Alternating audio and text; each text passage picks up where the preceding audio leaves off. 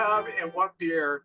We are here, right, right in front of you, which is amazing because this is our second attempt at recording this. About 10 minutes ago, JJ just disappeared. I thought you were raptured. It was just so weird.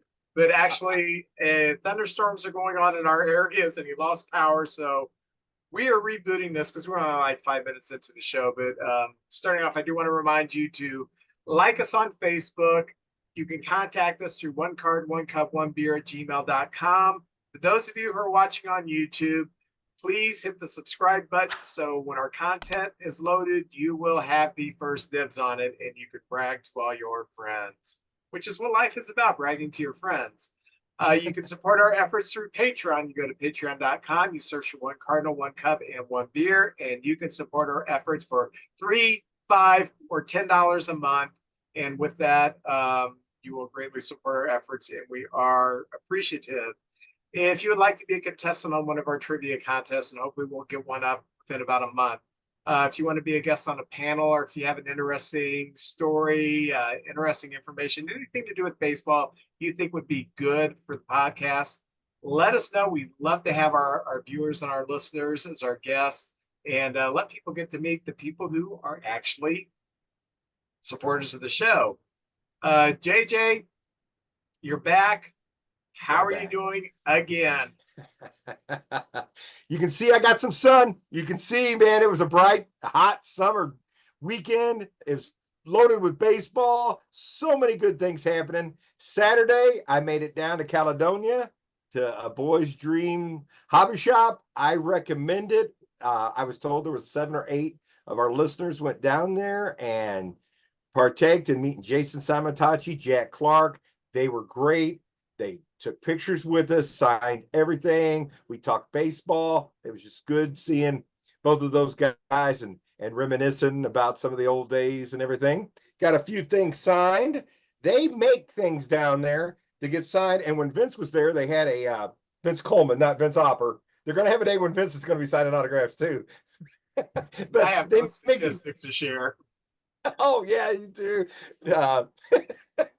Most times thrown out of the stadium or something like that. Jack Clark, they make these signs, which is really cool. And Jack wrote all the statistics on the side and signed it. I just absolutely love that. I got a Vince Coleman back there on the wall, as you can see. And I got that from the same place.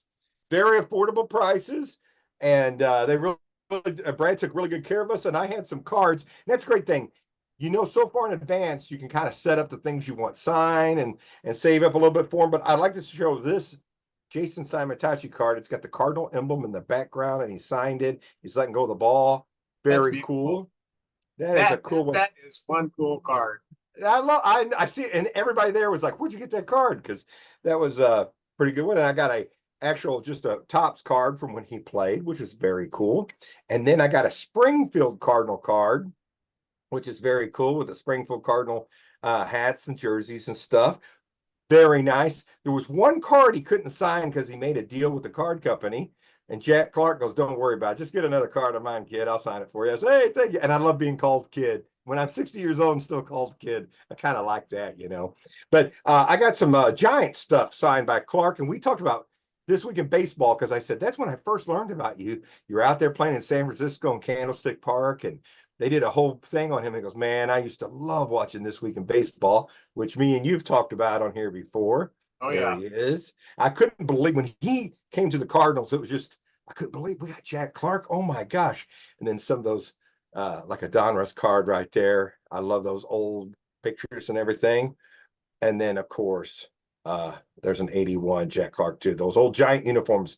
Very, very cool. And Vince, I am going to have a little teaser for the end of the show.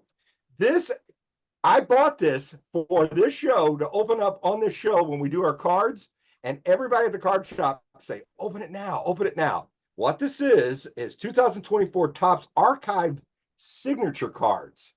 They have ones for active players and ones for retired players. One box is $100, and there's only one card in it. This is like doing a scratch off.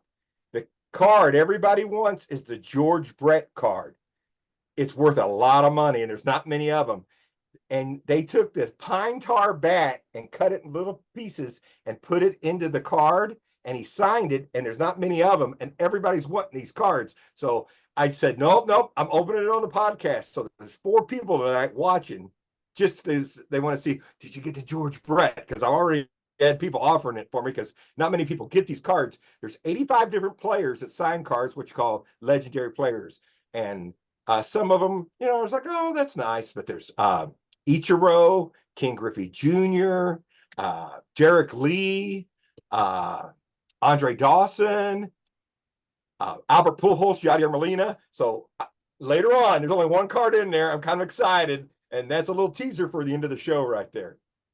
Okay. If you get that George Brett, it will be kind of like that old episode of The Simpsons when they're reading the lottery numbers and they get Brockman on the news says, the winner is me. And then the next time he shows up, he's got all this bling on.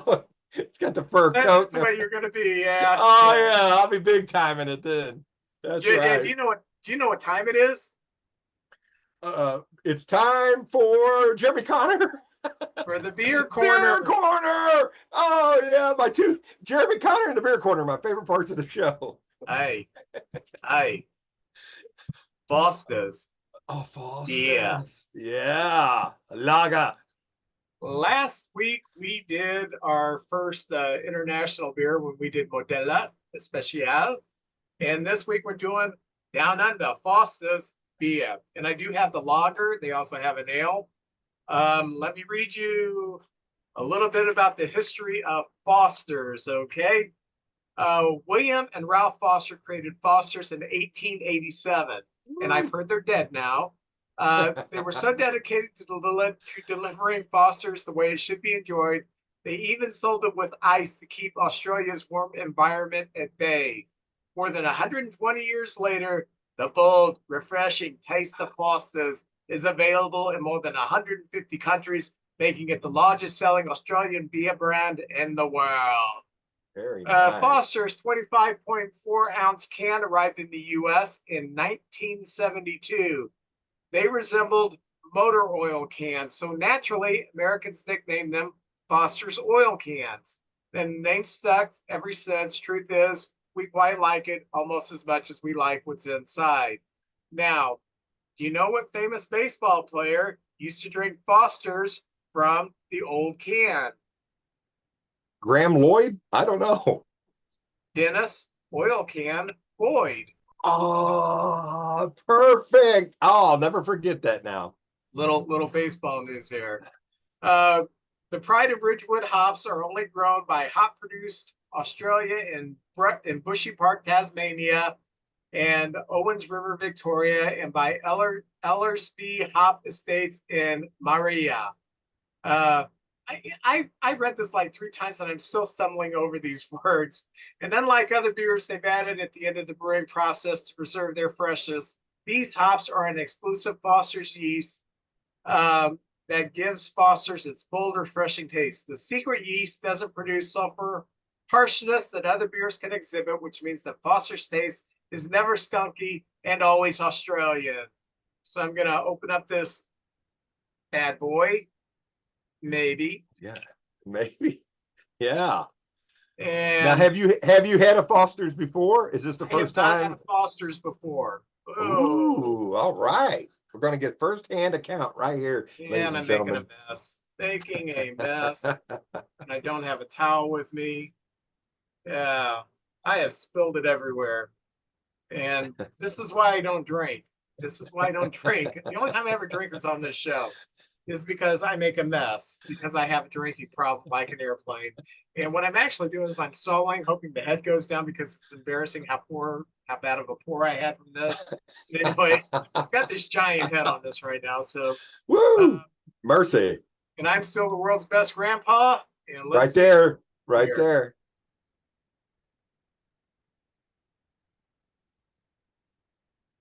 That's really good. Oh, is it good? Really good. I'm gonna get a list of what I've done so far, and I'm actually gonna rate them, and I will post the ratings on the Facebook page every week. And this is not saying don't buy this beer because Ben said it sucks. It's just saying this is what I think of it.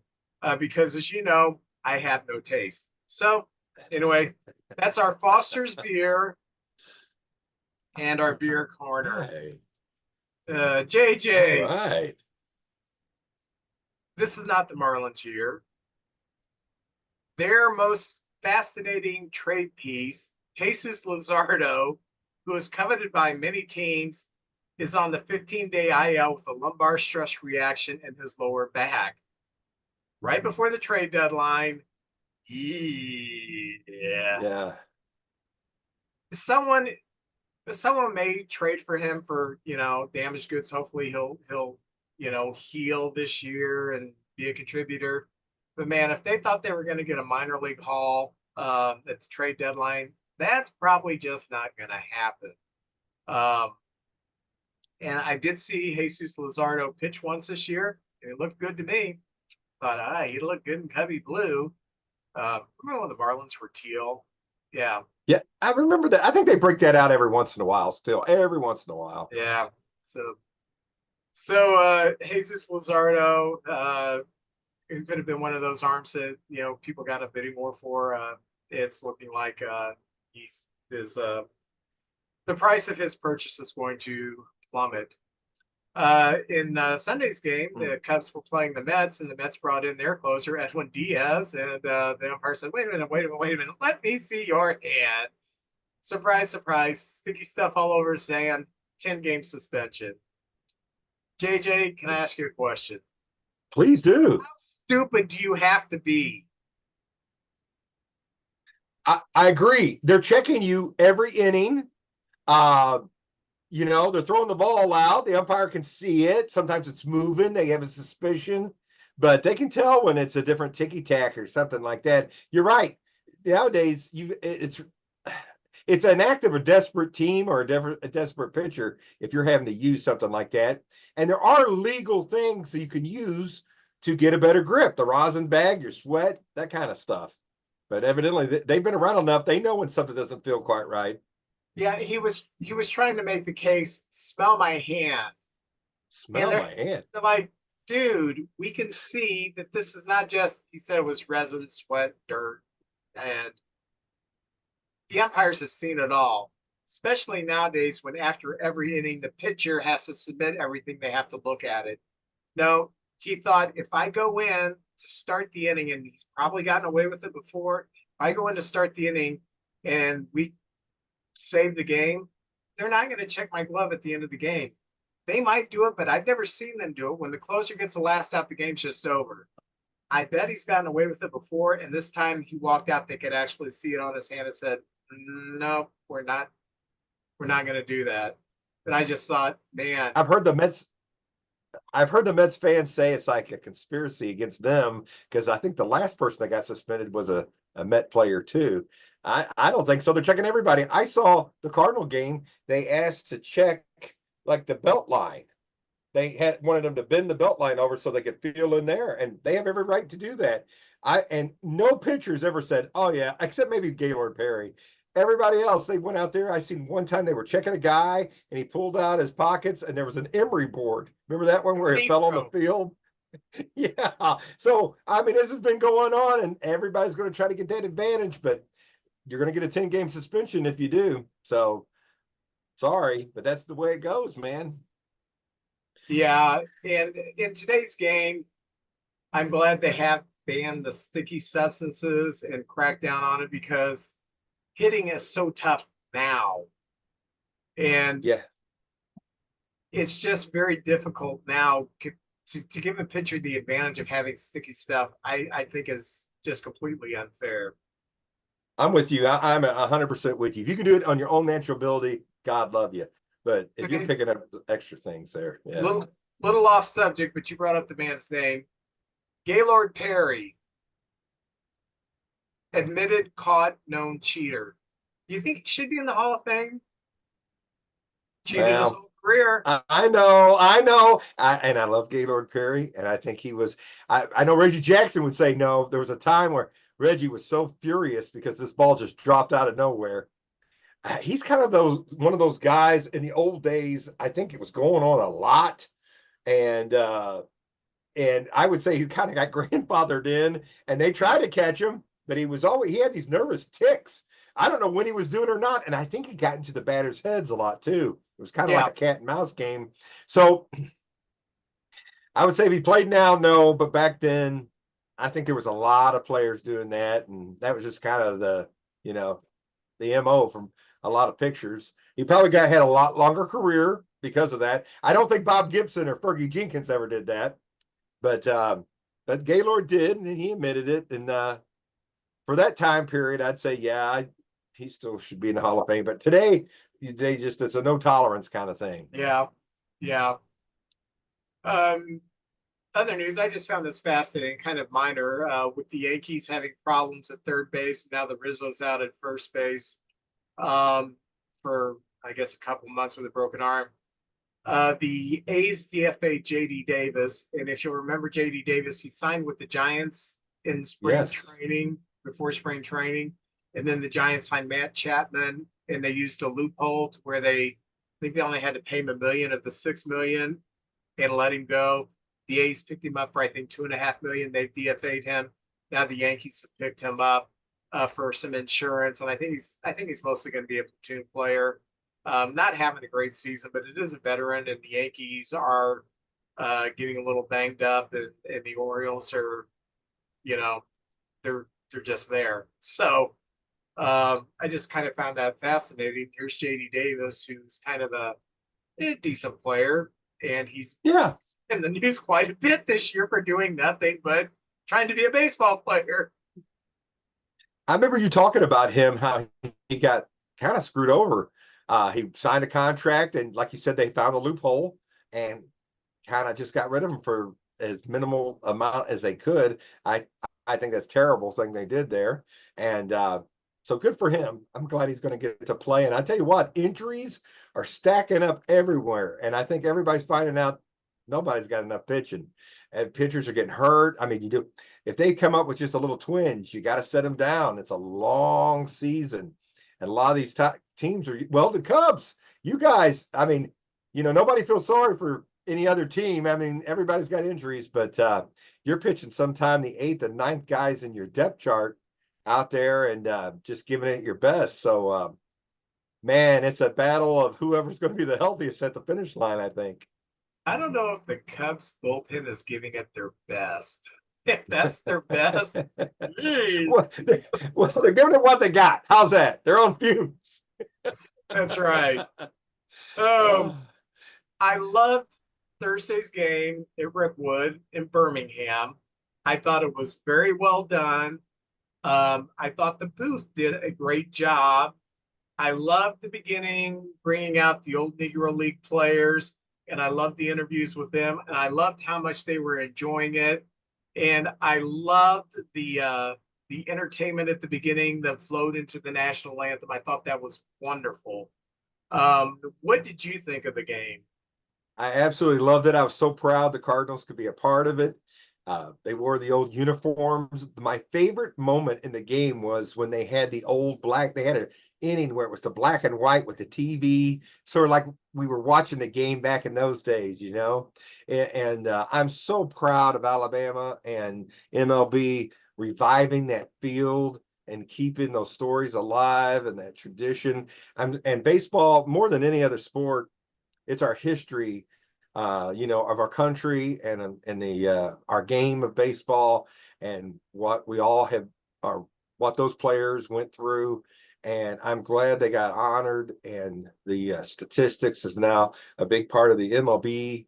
And man, it was great. And seeing Bonds and Griffey and Reggie and Jeter and all those players down there, it was fantastic. And I know in that game, Brendan Donovan hit a home run, and he's from Alabama. Yeah, And Mason Wynn was our only African American player on the roster, I think, on either team. And so he got a lot of interviews of what it meant to him and just everything like that. Absolutely loved it. It was a great game. I would like to see this as maybe yearly thing they do, or every other year or something like that. And we're always looking to the future of but we also baseball really devils in the past and the numbers and the superstars. And I'm so glad that young folks, well, all of us are getting to learn some of these Negro League players' names. I mean, I know probably the big 20 probably, but some of the names that maybe guys that only played 2 or 3 years and all that. And if any of you get a chance, go up when you go to Kansas City, the Negro League Hall of Fame is there. Bob Hendricks is always at the Royals games and at the Hall of Fame. And if you ask him any questions, he'll talk your ear off.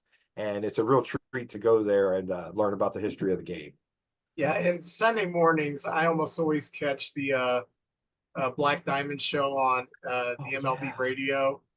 And sometimes there's a lot of repeats. I'll actually listen to a show a second or third time because it's always very fascinating. And he does a wonderful job. He does. Couple things I wanted to bring up. I had never heard Mason Wemby interviewed. I cannot believe that kid's only 22. All the poise, Yes. just a fascinating, thoughtful human being. When I was 22, if someone stuck a mic in front of my face, I would say, I played baseball. Yeah, he's kind of like an old soul and playing beyond his years. I mean, he makes a few rookie mistakes, but my gosh, it's so good to have him on the team, and they've got a good mixture of players. But he's from Texas. He wants to be a pitcher, shortstop, but the Cardinals said, "Nah, you're gonna play shortstop," because he pitched throughout his career, all the way up to making it into the big leagues. So Now, anyway, the story that they told of his stepfather being his baseball coach and making sure they understood the history of the Negro Leagues. Wow, that's kind of fascinating. One yeah, thing I do want to bring this up. Um, the Reggie Jackson panel. I First of all, for those of you who are too young to remember Reggie Jackson playing, Reggie Jackson was not the best baseball player of the 70s. No. Reggie Jackson was a great power hitter. He was an average at best fielder. He didn't have a ton of speed. But there were two athletes in the 70s that transcended their sports to be celebrities. One was on a global scale, Muhammad Ali. The other was just on a national scale because baseball is not a global sport and even was less so then. But Reggie Jackson was a bona fide celebrity. People who never watched baseball knew who Reggie Jackson was. He was the straw that stirs the drink. In the 70s, there were 10 World Series champions. Reggie played on 5 of those teams, 3 with the A's and 2 with the Yankees. Reggie's from California, okay? Reggie did not experience racism. And I read people saying, well, Reggie kind of ambushed the panel by talking about this. No. You know what you're going to get when you talk to Reggie Jackson. He's going to tell you what he feels. And that's why they had him on there. That's why Reggie Jackson was on that panel. And when Reggie Jackson told his story, it really humanized the whole experience. Because let's face it, not every athlete wants to be a spokesperson, an advocate for something. Michael Jordan famously just stayed out of anything controversial. Reggie's the type, and Muhammad Ali was the type. They're going to dive headfirst into social issues and say, this is wrong, and let me show you the proof. I read a lot of articles, and I listen to a lot of interviews, and I saw a lot of posts on Facebook. 95% of it was positive. There were a few people that said, oh, Reggie should have just kept it to baseball. That's not why they had Reggie on. What I loved about that is Reggie told history. It's a personal history, but it's a personal history that's shared by a lot of people, and a lot of those guys who came out on wheelchairs with the Cardinals and Giants players wheeling them out, they went through the same thing. Well, why didn't they speak on it? Why would they speak on it? These are men in their 90s. They are happy to have their day in the sun, and Reggie let them have their day in the sun. There was nothing wrong with that. But Reggie said what needed to be said. He told the history of what it was like to play baseball in the Jim Crow South, in the segregated South, when he was in the minor leagues. And he talked about being called the N word. He talked about how Johnny McNamara said, okay, if you're not going to let us stay at your hotel or eat at your restaurant, if you're not going to let Reggie in, none of us come in.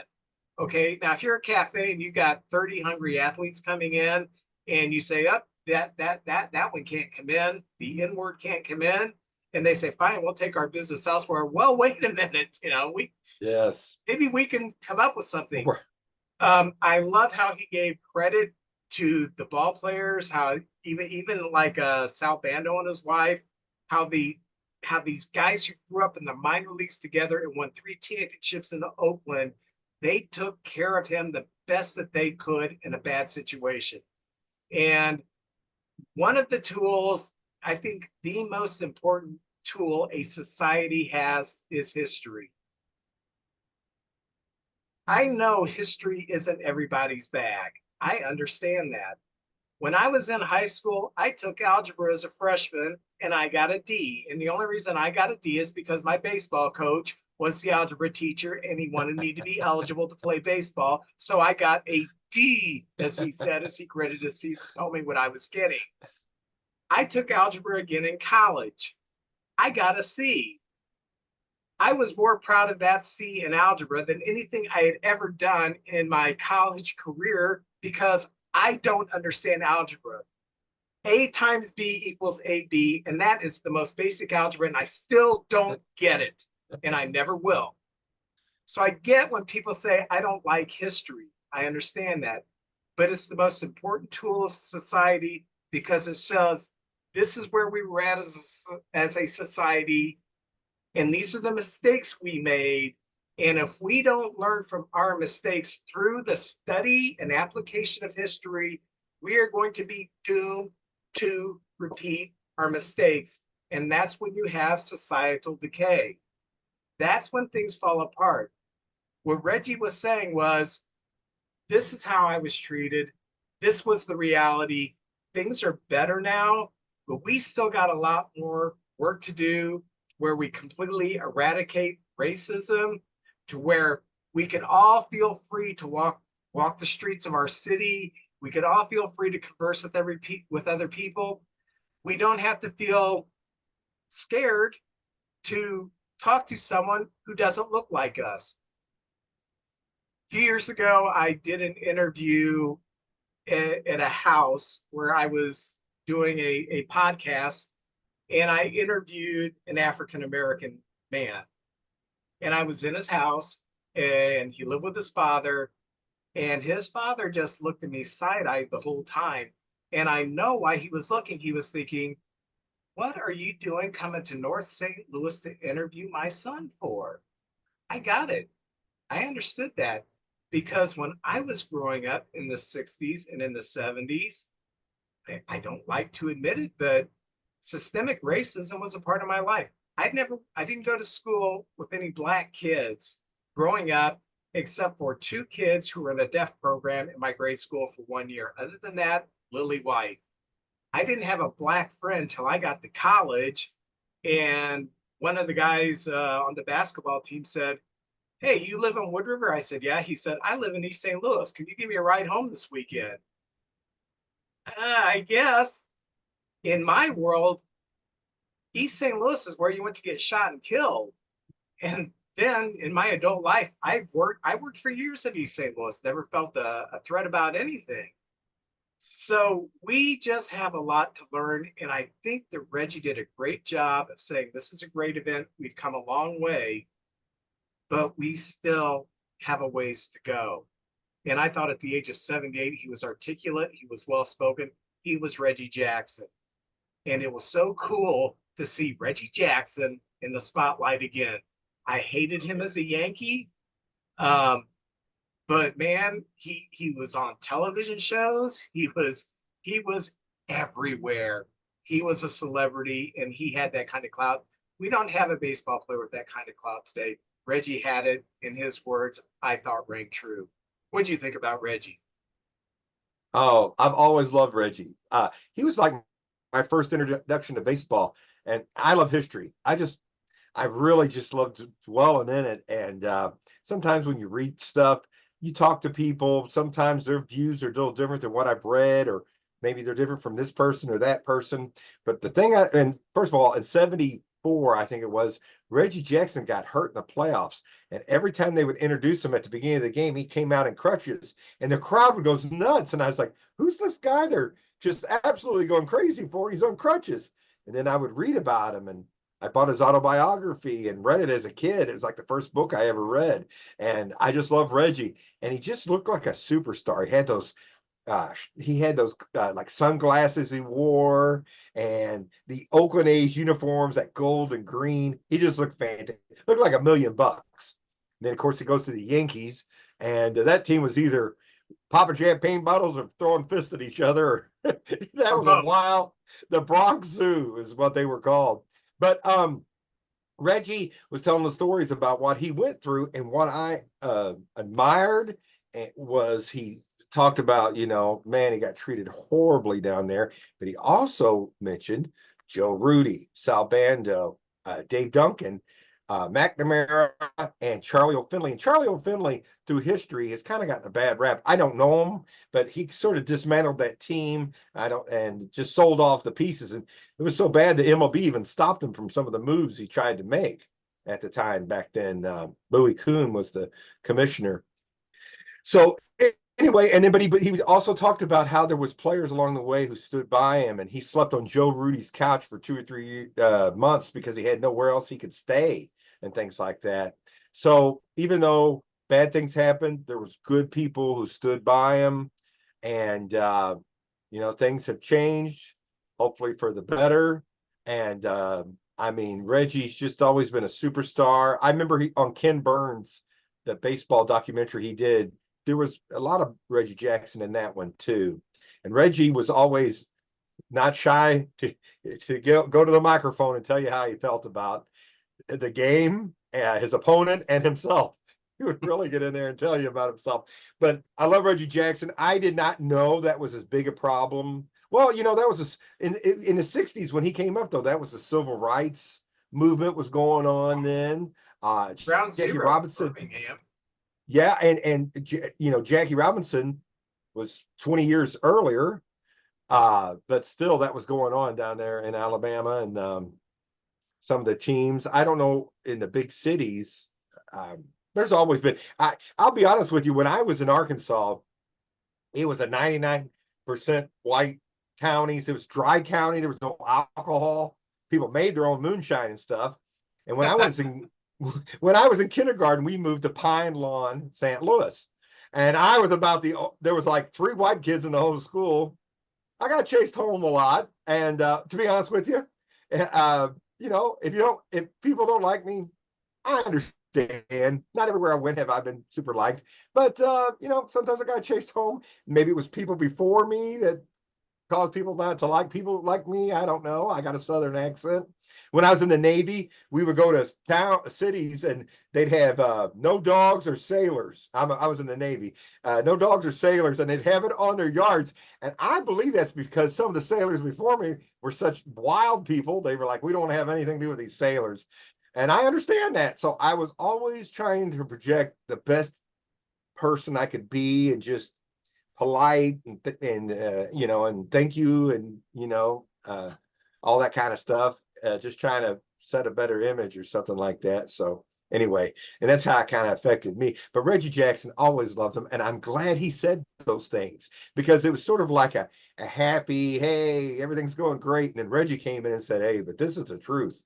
And I appreciated that right there. It was real quiet on the set when Reggie was talking. But Yeah, and he wasn't saying it out of a place of anger. It came no. across as a place of um, sadness. this is what happened to me, and let's not forget. And I don't think he meant, you know, Birmingham's still a terrible place. I don't know. I've never been there, but I think he was saying, let's just not forget what had to be laid down. And the insinuation was the Negro League players went through a lot worse than he did. He had support of his team who had the privilege, for lack of a better term, white privilege in the city. Negro players didn't have anybody advocating for them, and so they were always second class citizens. Um, but sometimes when I get a little down about things, I do remember just in my own life how far I've come from growing up. Just I wasn't like a let's burn a cross in someone's yard, but it was like black people live here, white people live here, black people go to school here, white people go to school here. That's just the way it was. And it's so much different now. I guess you could say you still have your pockets of Anglos, your pockets of African Americans, your pockets of Hispanics and Italians. Asians. I even know quite a few of the Middle Eastern people, the Arab people. I got to work with them in St. Louis quite a bit, so I know where these pockets are, and I've been to visit a lot of these places, and I worked in a lot of these places.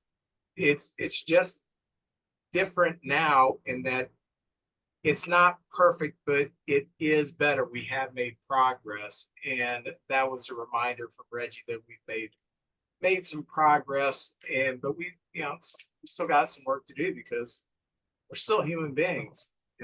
Oh yeah, oh yeah. I find it more about the rich and the poor. I've always lived on the poor side of town, hung out with all the poor folks, and there was all kinds of different colors in the poor side of town. And when I lived all over St. Louis and all that, and lived in trailer parks and things like that, people made fun of us living in trailer parks. I always felt like when I went to a nice place, it was always like I was like the Three Stooges, and the rich people were like, "Oh my, look who showed up," that kind of thing. Yeah, that was more like that. So, I've met some great folks everywhere I've been, and I don't know if I'm what you call the pie chart. I'm the normal person. I don't know, but man, I'm open to meet. It's nice to meet good people, and uh, Papa GK and Peebly, I used to go all over there all the time, and he'd eat his barbecue, and he'd be talking to me, and we'd just be talking baseball and stuff like that, and we'd have a blast, you know. It's So a lot of fun things to go on in Beasley. oh, I love yeah, you're that's right. Hey, I'm wearing this Montreal Expo hat. My kids got this, and the reason I wear it is the Cardinals have not lost since I've got this hat. So I've been wearing it every day. But this week, I don't know if you heard, but we lost Donald Sutherland, the actor, and he was a big Montreal Expo fan. I don't know if he had season tickets, but I know when I watched This Week in Baseball, I would see the Expo games. He showed up a lot at those Montreal Expo games. At first, I was going to talk about Donald Sutherland. But he was in a lot of movies I loved. He played bad guys, good guys, but the role that I liked the most that still haunts me to this day was he was in the remake of Invasion of the Body Snatchers. And at the end of the movie, where the That lady goes up scream. to Oh my that God. scream, it freaks me out to this day. Just seeing his face with that, he had like I don't know, he had like a puffy hair, and he's doing that face. Oh, still freaks me out to this day, Vince. That scene, or him in Animal House walking away with no pants on. That scene. But the Expos, that's a team. I hope they get another shot at it. That's a great city, Montreal. And I was just thinking of all, sometimes you think of a team, you think of a celebrity and that team. When I think of the Chicago Cubs, the number one person I think of is Bill Murray. Bill Murray's always up there. He loves the Cubbies. The Cardinals, John Goodman. He's always there. Billy Bob Thornton too, but more Goodman than anybody. And so I wrote down a few celebrities and the teams.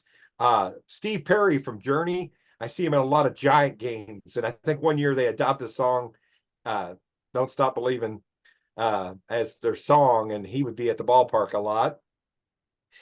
Billy Crystal and the New York Yankees. I think he goes out there and takes batting practice with them sometimes. Big Yankee fan. Jerry Seinfeld and the New York Mets. Him and the comedian George Wallace, too. They're always can be seen at the Mets games. Stephen King, big Boston Red Sox fan. I know when they went to the World Series, they'd always show a close-up of old Stephen King out there in the audience. Anybody else? Mary Hart. There used to be a lot of celebrities at the Dodger games, but Mary Hart, Entertainment Tonight, I always see her right behind the catcher. So she's always at the games. And anybody else? Giddy Lee from Rush has got season tickets to Toronto Blue Jays. When he's not on the road or doing a record or something, I always see him at the Blue Jay games. So anyway, that was just a thought I had about the Expos and Donald Sutherland and being at the games and all that. I think the weirdest one. Do you know who's a huge Tampa Bay Rays fan? No, I don't. 10 of them. Yeah. Dick Vitale. Dickie V is a fan of the huge Tampa Bay's Rays fan. Well, I got even more respect for him. Yeah. Yeah. Huge. I'll be darned. Any other general news before we go on to Cardinal news? Well, we talked about the game down in Alabama, and the last week when we taped our show, that later that night we found out Willie Mays had passed away, and the game also became a tribute to the great Willie Mays. He was 93 years old, and it didn't come as a big surprise. And I hate that he's gone, but Willie was known as the greatest living baseball player. The phrase "the five-tool player," that was because of Willie Mays. He did everything good. Wasn't the greatest home run hitter, but he was one of the top five. He was maybe not. I don't know if he had the best arm. I think Roberto Clemente did, but he's in the top 3 or 4. He was in the top 3 or 4 of everything you could do in baseball, run and everything. And he brought such excitement and fun to the game. And I just will always have the videos to watch him. And he was just a say hey kid and everything. But Vince, now that Willie's gone, who do you think is the greatest living ball player? There's a few out there. I have a few ideas, but man, we've lost a lot of those 50s and 60s guys now. I'm gonna go outside the box. Okay. Because I think the greatest living player is still playing. I think it's Ronald Acuna Jr. Oh, really? Hey. Vince, I had 3 in mind. Sandy Koufax. There was about a 6-7 year thing there where he was like maybe one of the greatest pitchers that ever lived, and 4 no-hitters. But then if you got to go 4 no-hitters, you got to go 7, and that's Nolan Ryan, and his strikeouts are just played forever. A fantastic player. And the other one might be Ricky Henderson. Leadoff home runs, stolen bases. He's the stolen bases what Nolan is strikeouts. So that's like my 3 short list right there for maybe the greatest living player. See, I think Ricky could definitely be in the conversation, but Ricky extended his career like 8 years past what it should have been. He kind of became a compiler to get to the 3,000 hit, and so he had the 5 tools. And when Ricky decided he was going to hit home runs, Ricky hit home runs. That's just the way he was. But I just wish he wouldn't have stuck around so long. But there's a lot of players I wish wouldn't have stuck around, when they're well past their prime. What about, I'm favoritism here, but what about Albert Pujols? 700 home runs, 3,000 strikeouts. That's a possibility. Some gold gloves, not a lot, but yeah, maybe. I he had some down years with the Angels. There's He like won a 4. couple of Gold Gloves, but at first base, when he played other positions, he was a subpar outfielder, subpar third baseman, and then most of the second half of his career, he was designated hitter. So I thought about him. I've also thought about Griffey Jr. Oh Um, yeah, but the second that's a half of good. his career, he was so hobbled. Um, and that's one thing about Mays. He did stick around a few years too long, but Mays just was consistently good for so long. But I You're right. contend that uh, before Aaron died, Aaron was better than Mays. Higher batting average, much better. Um, I shouldn't say much better, but hit more home runs. Yeah. Uh, Higher career batting average. Um, for a right fielder in his prime, he was really good. Um, and I saw some statistics on Mays.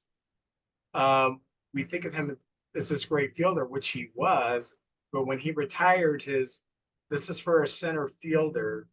His fielding percentage was only like 981. So that's quite a few errors for a guy that you would consider to be a great defensive player. Um, so, you know, I don't know who the best player was. It's so difficult. Yes. Like Yeah. you I think said, they want to hang that title on somebody. They want to, here he is. This is the guy, but that's just too hard. I'm with you, Vince. yeah, It's too hard. There's so many I love, but Mariano Rivera, but he was a reliever.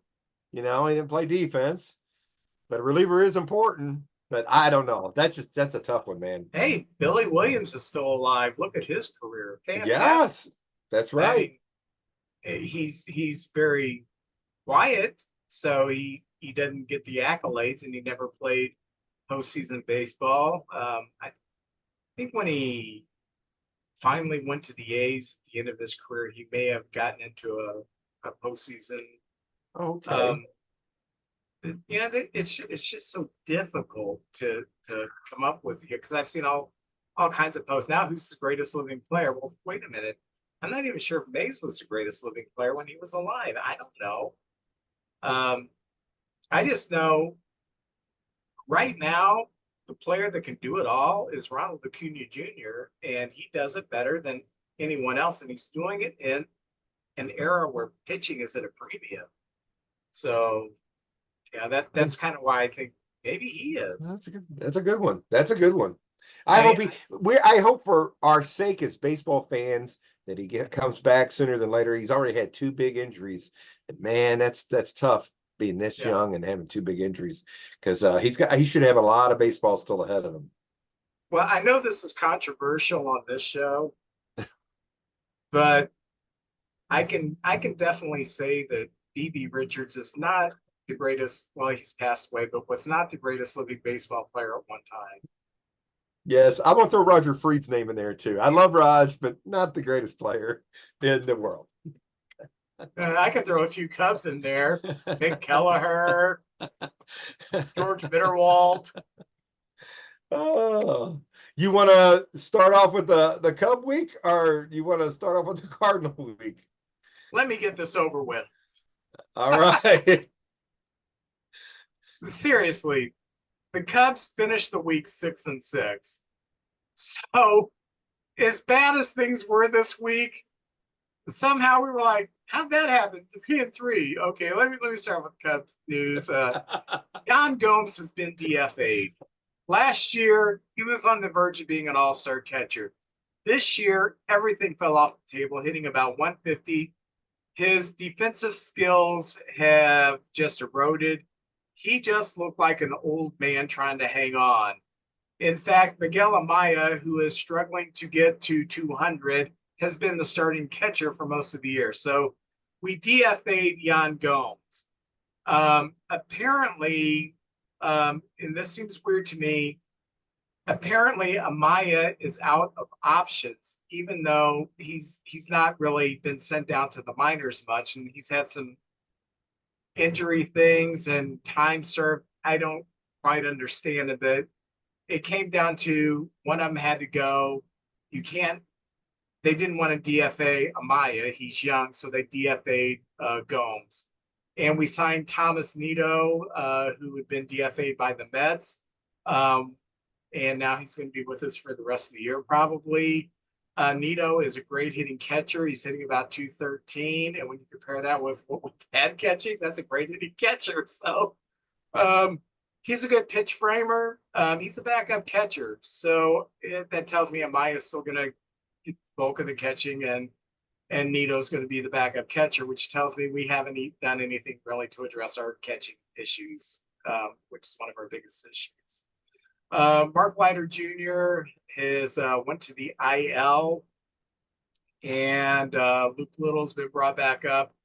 Mark Leiter Jr. last year, up until the end of August, was fantastic, and then he lost the feel of his splitter. This year, he was great until about a month ago, and he's lost the feel of his splitter. If he doesn't have the splitter, he's not a major league pitcher. And that's been proven before he had the splitter. He was one of these guys that would be called up for here and there, but basically a career minor leaguer, developed the splitter, became a very valuable tool in the bullpen, and then he's lost the feel of it. I've seen some split finger pitchers in my lifetime. I don't remember ever seeing one that just would intermittently lose the feel of their splitter. But I do know this.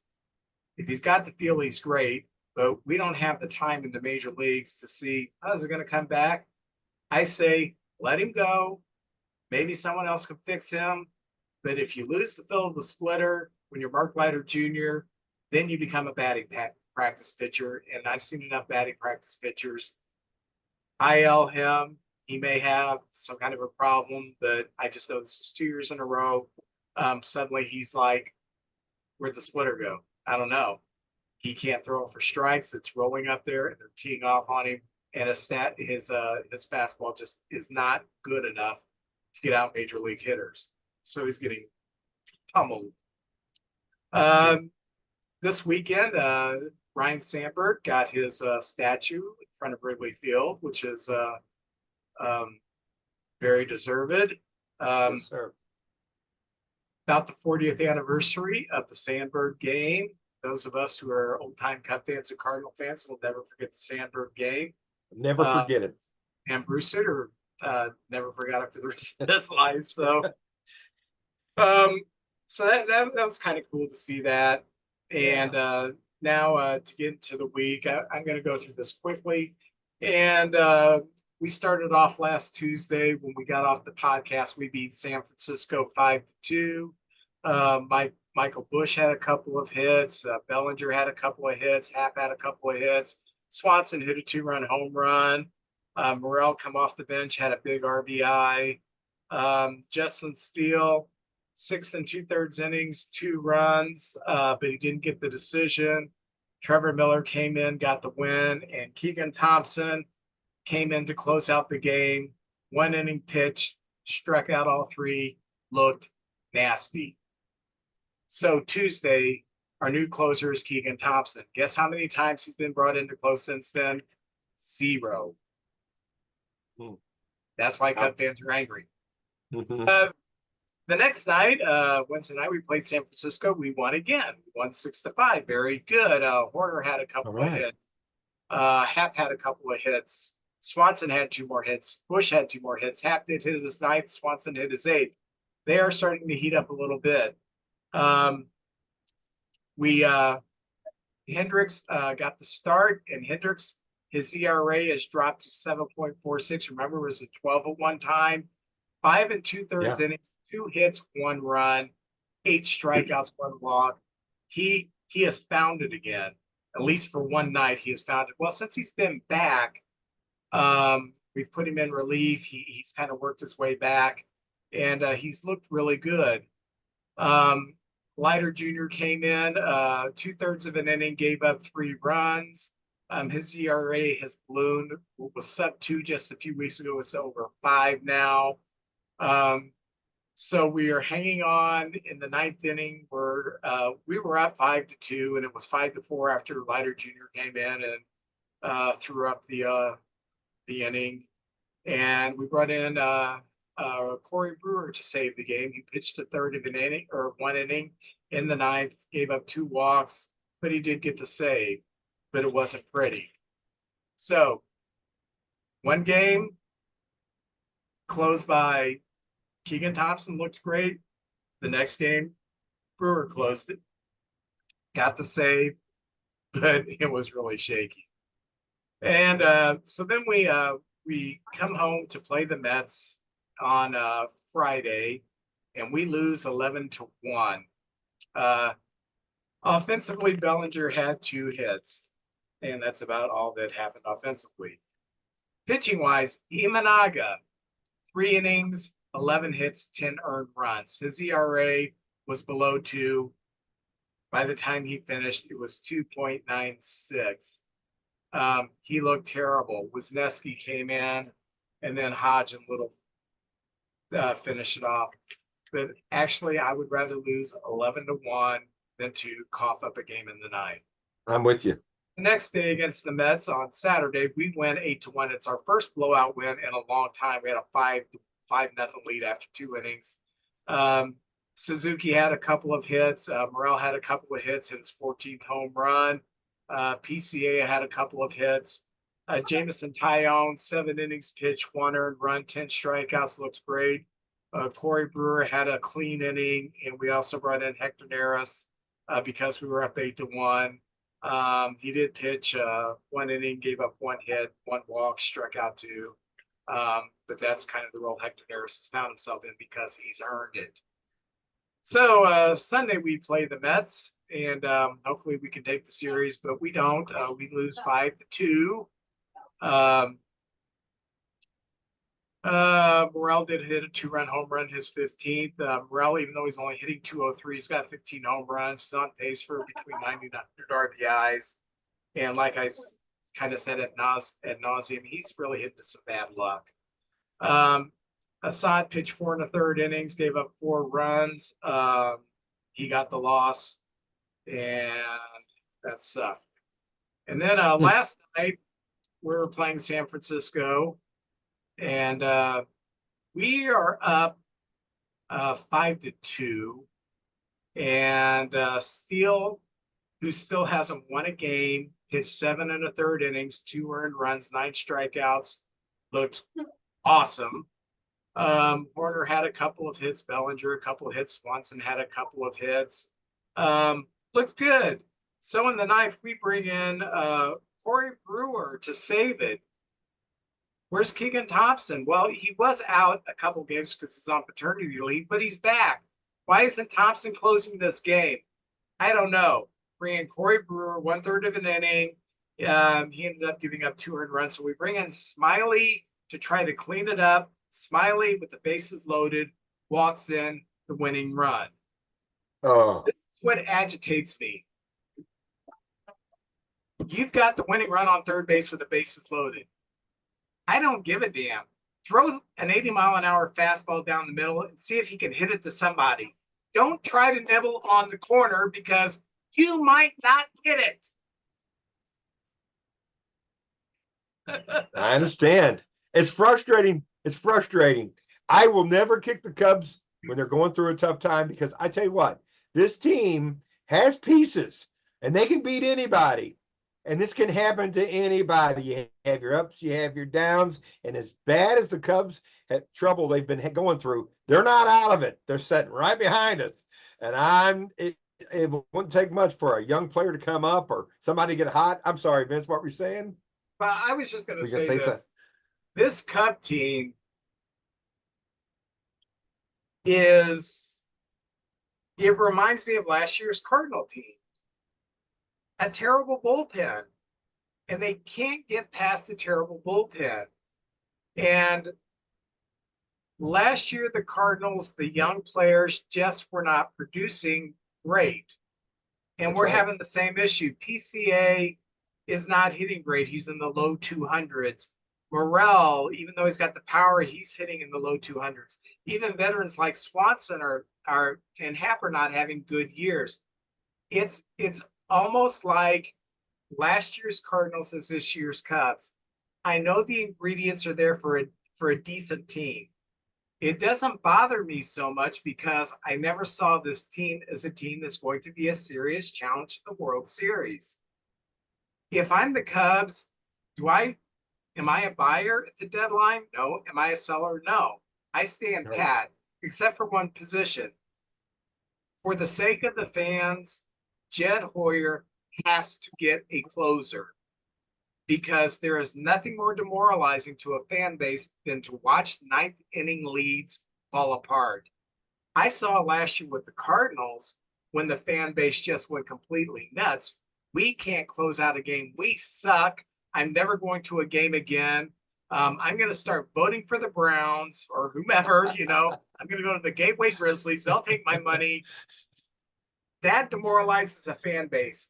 Jed Hoyer has to get a closer just to at least put out an olive branch to the fans. Says, okay, we may not win it this year, but we're going to stop this disaster from happening now. There are always closers that are available at the deadline. And I don't think we're going to have to go to the farm to get one. But if you get a closer who's either controllable or maybe has a year or two left on his contract after this year, you got to go get him because this is freaking pathetic what we march out there in the ninth. We have so many leads going into the sixth and seventh inning. And I talk to Cub fans all the time, and we're just like, how, who's going to come in the ninth and blow it this time? And that's what the Cardinals went through last year, and that's what we're going through this year. It is demoralizing. You play 7 innings, you feel good about your team, and then it just evaporates. 28 times last year, we lost the game in late, and if we'd won half of those, we would have been a respectable team. But we lost 28 of those. That's just devastating.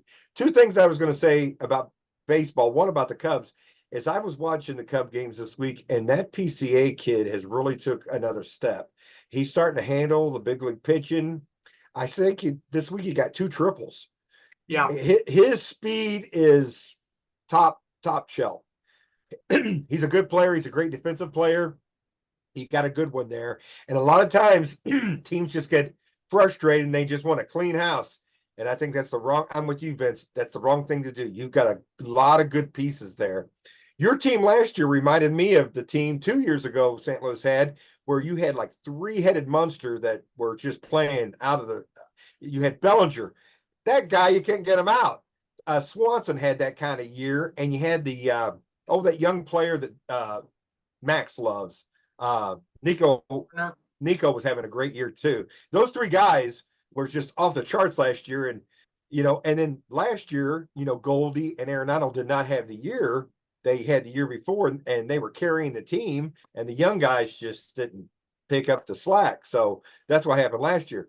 Well, this year's been different for the Cardinals. A lot of injuries. A lot of teams have injuries. Nobody's crying for the Cardinals because they got injuries. But sometimes when an injury happened, the doors open up for other players. So I was going to discuss some of the injuries we have right now, what's happening to those guys first. We had a first-round draft choice 2 years ago. His name is Cooper, and his last name's hard to say. It's H.J. It's Herberkey. He's a pitcher. He's a lefty. They say he's a lot like Chris Sale. He's a lefty, and he comes from way outside. The problem is they've been trying to make him a starting pitcher, and he only goes about 4 1/3. But his last 2 games he pitched, he went 7 1/3, 1 hit, 5 walks. He's wild, so he's still got to get that under control. And 14 strikeouts in 7 innings. This guy is devastating. He's top-notch college pitcher when he was in college, and they've moved him up from Peoria to Springfield.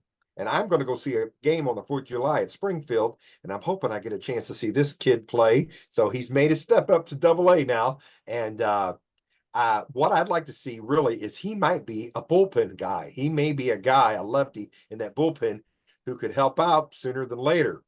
And speaking of that, Tink Kent's had some discomfort, and they set him down because they were actually going to bring him to the game in Alabama to be a part of the festivities, but he was hurt. In the second inning on June 5th, he left the game with some cramping. But he's 4-2 this year. with a 3.19 ERA and 71 strikeouts in 53 innings. And he's a guy, I know the Texas Rangers used to bring up some of their prospects and put them in the bullpen to get a little opportunity. And, maybe down the stretch, that's a possibility because really the Cardinals have leaned on four big pitchers out of the bullpen. And for the most part, they've done very well. You got Helsley, who's leading all of baseball in saves. And they've given him a little like a 3-day rest there because they were pitching him to death. And there were some shaky opportunities when he came in, but he's still getting the job done. Jojo Romero and Kittredge and this kid named Hernandez that we got in the Rule 5, and he has really stepped up and he's getting a lot of big opportunities, especially when Helsley's getting a day off. So they're juggling those four guys, but we need a little help in the bullpen if we're going to go very far. But the starters have been going longer. The bullpen doesn't have to work as much, and these guys seem to be carrying the load. Also, Arenado has not played the last couple of days. He's day to day, and he's got an irritation in his left forearm. I know there was a game this week where he got hit in the elbow and went down, but it wasn't broken, and he did play after that. But right now, he's too valuable to the team. We want him to get 100% and come in there. And Brandon Crawford's been playing third base. And Donovan can play everywhere on the field. He can play third if needed. So right now he's just day to day. And then I heard that Tommy Edman and Lars Newbar are starting their rehab assignments. And I think that's just going to make the team stronger. But Edman, when he does he's going to have to be gone for like a spring training. He'll probably be gone for 4 weeks, a whole month before he can even come up and think about being on the team. But I think when he gets here, it'll make the team even stronger having Tommy Edman on the field because he can play second, center field, takes some really good at bats. And that's been one of the keys of the Cardinals. So let's get into the week this week. Last Tuesday, we played the Marlins. We had a big lead at the beginning and we lost 9-8 in 10 innings. And that kind of hurt because I'm just now bragging on our bullpen, and our bullpen blew it. Lance Lynn, typical Lance Lynn, he went 5 1/3 and gave up 5 runs. And he always has been susceptible to the big inning, and he had a big bad inning in that as well. And the bullpen came in and pitched 4 2/3 innings and only gave up 2 runs. Goldie got his 9th home run. We're hitting home runs. Goldie got his 9th, Donovan got his 6th, and Burleson got his 10th. And Roycraft took the loss. We did have an error. Brandon Crawford had an error. But Burleson has had 2 hits, and his batting average is up to 274. And Vince, this kid who won a batting title in the minor 2 years ago in the minor leagues, he's gotten to play right field because Jordan Walker got sent back down to the minors to work on some things. And he has just come through taking good at bats. If people don't watch the Cardinal games all the time, he comes in there and gets 7 and 8 pitch at bats. Even when he gets an out, it's usually a hit in the hole and they got to make a good play to get him. He doesn't strike out a lot, and he's made big leap from last year. And I'm really glad to see this kid because, last year people were like, wow, this kid, we could put in a package for in a deal. And Mozeliak didn't do it. He's believed in these young guys, and he's one of the guys that's really come through. And Carpenter, who at the beginning of the year, people were like, what, Matt Carpenter? He's come through and he's hitting. Now, he's only hitting 312, but he doesn't play all the time. And they said he's great in the locker room. People like him. He'll come in there. He takes good quality at bats. He's only hitting 312, but he doesn't play all the time either. But in that game, he got 2 hits, and I'm glad to have Matt Carpenter on this team. I think one of the differences between last year and this year is that I'm not saying Goldschmidt and Arenado and Contreras are not leaders, but they're not coach type leaders like Carpenter is. Yeah. And Okay. the value of having a seasoned guy sitting on the bench who has had a track record of success that can talk young people through a major league game is tremendous. And you and I were talking, I loved the signing when they did it. And it wasn't like I thought, oh, Matt Carpenter's going to come back and hit 30 home runs. He's a good piece off the bench to bring in. He can DH for you against some right-handers. But his dad has been coaching college baseball for decades, and he thinks like a coach. And so there are some, when you're a young player coming up, and your hitting coach is Mike Easler or whomever that you've never heard of, even though way back in the archives of their lives before you were born, they were major league decent baseball player. You don't know who they are. Everybody knows who Matt Carpenter is because they grew up watching him, and here he is sitting on the bench saying, "This is how we play baseball here. This is what you need to be doing." And I think like an Alec Burleson is a prime example of that. He's probably benefited tremendously just from having Carpenter on the bench. And when you talk about Burleson, I've been able to see more Cardinal games this year than I did last year already, and it's not even July. He's impressed me more than anybody except for Mason Webb. He is a hitter, and I'm thinking, man alive, where is Jordan Walker going to play? I don't know. Because if I'm the GM of the Cardinals, I'm not saying I'm trading either of the two. But if you ask me, who am I going to trade, Walker or Burleson? Right now, I'd say I'd trade Jordan Walker. I really think this opens up the door because Goldie's in his last year of his contract. He is getting older, and I love him. And the Yankees need a first baseman. They may be looking at some things. I don't know. I'd like to see him stay this whole year. I fall in love with the players. I want them to be on the team for the rest of their careers, but sometimes that's just not a possibility. But Burleson's got to have a place to play, and really, he's just an outfielder DH, and he played some first base because Goldie got a day off yesterday. Did a fine job. Goldie's a great fielder. And with Wynn and Arenado throwing BBs over there, sometimes they go in the dirt, and Goldie can dig them out. So I'd like to see him stay on the team this year, but it is somewhere he could play. And Jordan Walker's actually a third baseman, but we got Arenado over there. So he's going to have to be a DH outfielder, something like that. Okay. But Is he a third baseman like not a Arenado. third baseman, or is he a third baseman like Christopher Morel, who has played third base in the minor league, plays third base in the major leagues, and is the worst rated defensive third baseman in baseball right now? This, I've never seen him in the big leagues as a third baseman, but he did play. But he came straight from high school and he played in the minors. But I honestly can't tell you, Vince. I know he's not an Arenado, but but he is an option. I will say that he's an see, option. But I think he's closer to Morel than he is Mike Schmidt and Arenado. He's closer to see, Morel. Nothing against Morel. Nothing against them.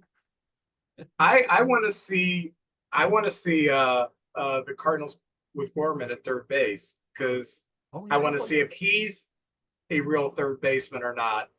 Um, he's adequate at second, Yes, he but is. as he gets, he's a very lean guy now. But as he gets older, and he's just going to get more bigger, and I Yeah. just don't see him grading out as a second baseman into his career. But I'm wondering if that's the third baseman in the future. I'm just wondering. Well, Jordan Walker has proven he's not a great outfielder yet. He's not a good outfielder yet. Um, and with Burleson going to probably be taking the reins at first, and Gorman I see as third baseman. I'm just wondering where Jordan Walker is going to play. DH, I don't know. Or I And I actually think that Edman and Donovan are better second basemen than Gorman, but Gorman has made himself, like you said, very serviceable. He makes some big plays. He's come a long way. He's better than I ever thought he would be. And him and Wynn have become a very good double play combination. And I've seen him go on the other side of the bag, running towards third and throw it back to first and get the runner. So he's got a strong arm too. yeah, So I've been spoiled because in my lifetime I watched Sandberg for years play second base. And fantastic. then the Cubs had a Gold Glove winner named Darwin Barney that people forget about, who was an I remember, excellent second I remember baseman. that name. Just couldn't Yeah. hit. And then the last few years, we had Javi at second base for a while, who was really good defensively, and now we have Warner, who's just a tremendous defensive second baseman. So when I watch Gorman, I think, hey, he's a pretty good second baseman. But I just think I just want to see him at third because that's his Yeah. natural position. And you can't see it while Arenado's there. Of course not, because Arenado can Yeah. catch anything with his teeth. It is a joy watching him. And Gorman has played third base and filled in at times, and he's done a nice job. He's got a strong arm, and he's done an okay job. A day after day, I don't know how he would do over there. And to be honest with you, Gorman reminds me of possibly being like a Schwarber, a guy who will hit somewhere between 189 and 225 and hit you 40 home runs. Because when he gets a hold of one, it's out of there. But he strikes out too much. Maybe he's getting a little bit better on that. But he's made some strides in becoming a better player too, better defensively, that's for sure. Well, I So know then, what I've seen of him. I like him as a yeah, player. I I've like been him too. I've been impressed with Wynn. I've been impressed with Burleson, and I've been impressed with Gorman. And I've heard you on here for 2 years talking about some of these guys, thinking I'd like to see them. And now that I'm getting a chance to see them, I'm thinking, no wonder JJ's excited. These are some pretty good young players.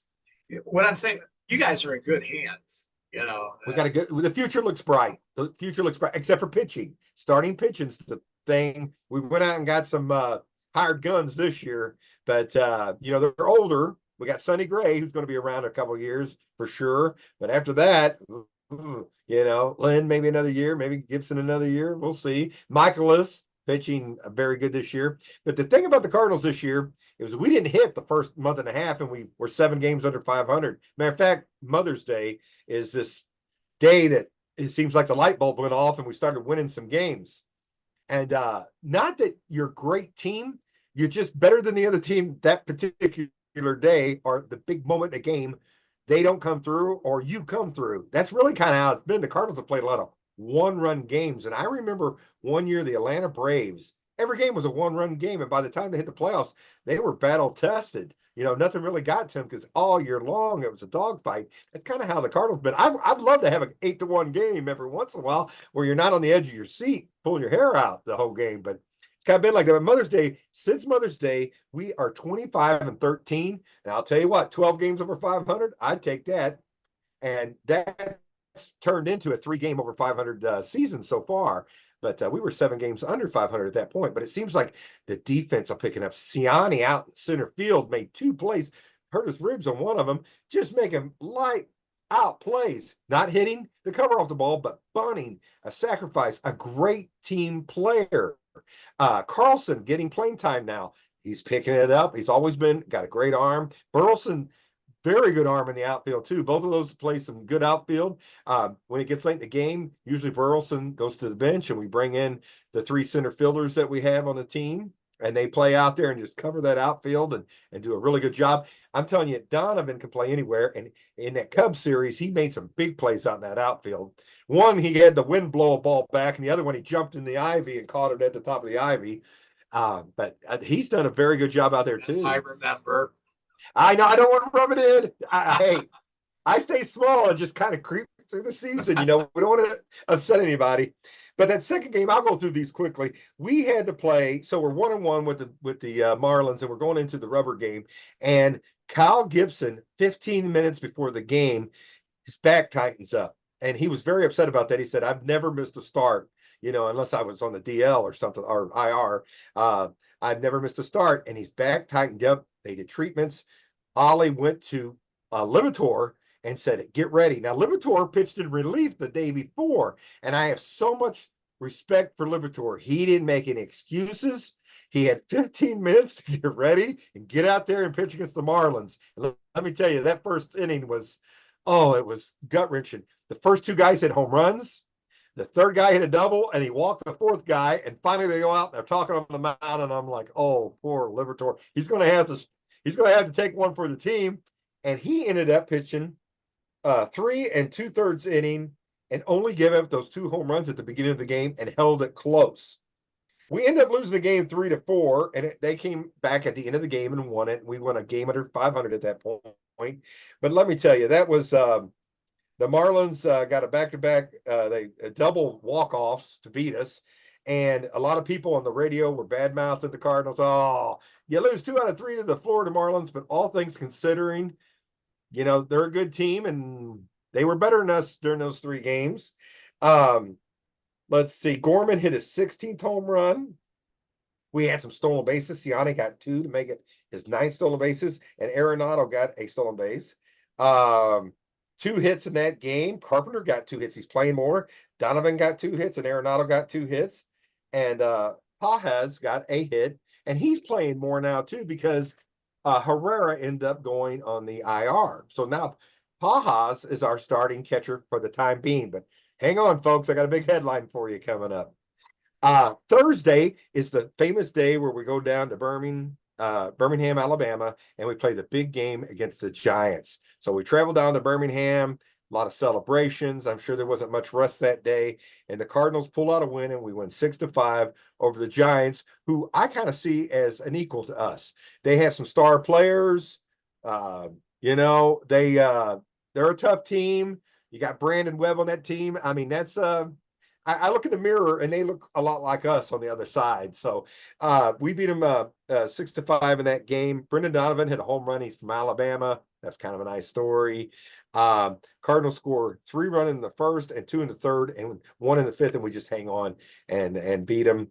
Palante went 5 in the third, gave up 5 runs. Not a good start, but he got the win because we jumped out to an early lead and held on. The bullpen went 4 2/3 innings and gave up no runs, and that was Kittredge. King Kloffenstein got to pitch his first. He was one of the kids we picked up at the trading deadline, and he came in and pitched very well in his first appearance in the big leagues. And Helsley got his 25th save. And why that is important, that save put him 10th in the all-time Cardinal list. We've been talking about Lynn moving up the list from strikeouts to number 6. Well, Helsley is now number 10, tied with a couple of people, Joe Horner and Al Rabowski, 2 players people will remember as 10th all-time in saves in Cardinal history. That's pretty cool. So anyway, Burleson goes 2 for 3. He's hit 273 now, and Donovan went 3 for 4, and he's hit 258 now. So we win. We got out the 2 games snide, and we won a game against the Giants. Friday's a day off. We travel back to St. Louis. We were actually the home team down in Alabama. We come home on Saturday, and we win 9-4, and it was Miles Michaelis versus Jordan Hicks, who was with the Cardinals for a while, and good to see him. He's always wanted to be a starter, and he's out there. And his Cardinals scored 3 in the 4th, 2 in the 6th, and 2 in the 7th, and we had those big innings. I like seeing those crooked numbers up there. Let's see, Goldie hit his. Do you remember what Hicks's fastball was sitting at in that game? I thought when he. No, I don't. No, I don't. Because I don't remember. When the Cubs faced him last week, this fastball was sitting about 95, 96. I think he pumped a few about 98.